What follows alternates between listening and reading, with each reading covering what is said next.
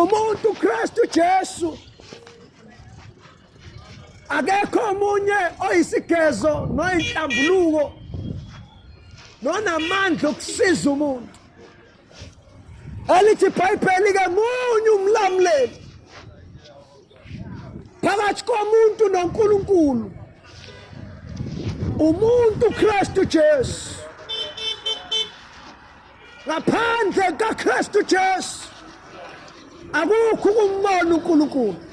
Walithanda izwe wabe siyanikela ngendodana yakhe izelo yodwa ubizokhashela esiphambanweni zewena nami.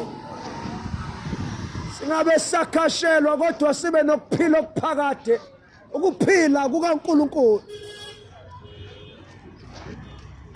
Umuntu akuKristu Jesu ngoba indaba umuntu. Abantu bafile bayabulawa umuntu. Abantu basemajele baboshiwe izinto abazenzile nabangazenzanga umuntu.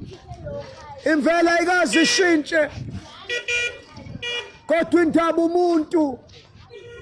Umuntu onenhliziyo ebuhlungu nekhathazekile nekhathele nesindwayo negulayo umuntu.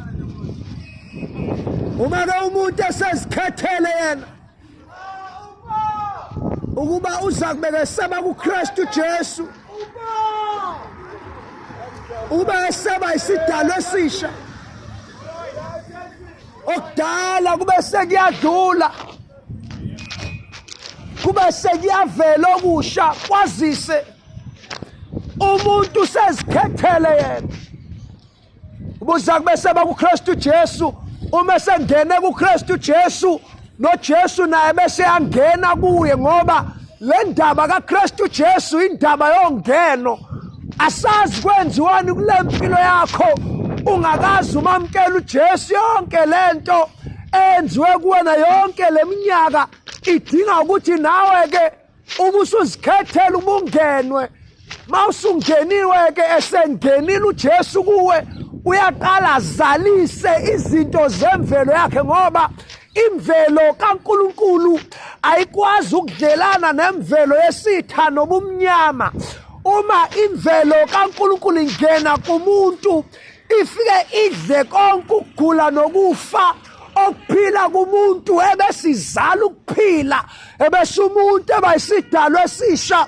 Elithi iBhayibheli guqulwa-ke isimo ngoba wenziwe ingqondo yakho yenziwe kabusha, yenziwe kabusha ngezwi likaNkulunkulu eselingene kuwe. Uma umuntu ekuKristu Jesu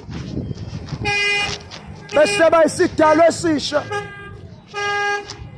okudala kudlule kuphelele isikhathi, bese kuyavela kahle, sekuyavela okusha.